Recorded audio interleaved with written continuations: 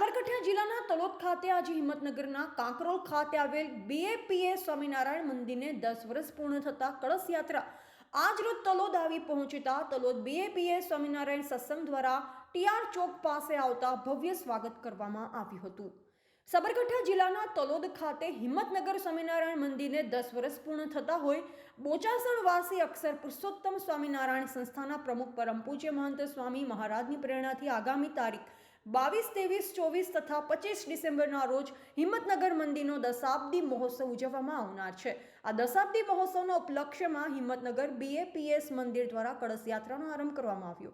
આ કળશ યાત્રા સાબરકાંઠા જિલ્લાના તમામ ગામોમાંથી પસાર થવાની હતી, જેમાં તારીખ 17 ડિસેમ્બરના રોજ રવિવારે આ કળશ યાત્રા તલોદ મુકામે આવી હતી। આ કળશ યાત્રા તલોદમાં આવતા તલોદના BAPS સ્વામિનારાયણ સત્સંગ મંડળ દ્વારા TR ચોક પાસે આવેલ નીલકંઠી દાલબાટી આગળ ભવ્યાતિ ભવ્ય સ્વાગત કરવામાં આવ્યું।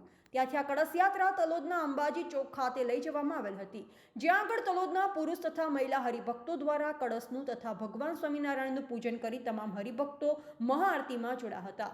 ત્યાં આગળ તલોદ BAPS સ્વામિનારાયણ સત્સંગ મંડળ વતી તલોદની તમામ જનતાને હિંમતનગર મંદિર દશાબ્દી મહોત્સવમાં પધારવા હાર્દિક આમંત્રણ આપવામાં આવ્યું।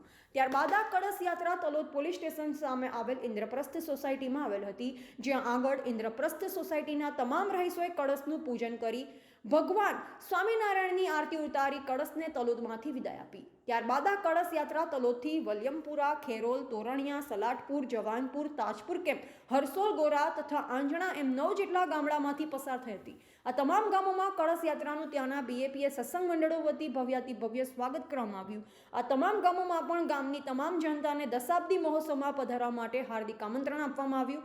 ત્યારબાદ આ કળશ યાત્રા સાબરકાંઠાના બીજા વિસ્તારમાં વિચરણ માટે પ્રસ્થાન કરેલ હતી। રિપોર્ટર રાજેન્દ્રસિંહ ઝાલા, બોધિક ભારત, તલોદ, ગુજરાત।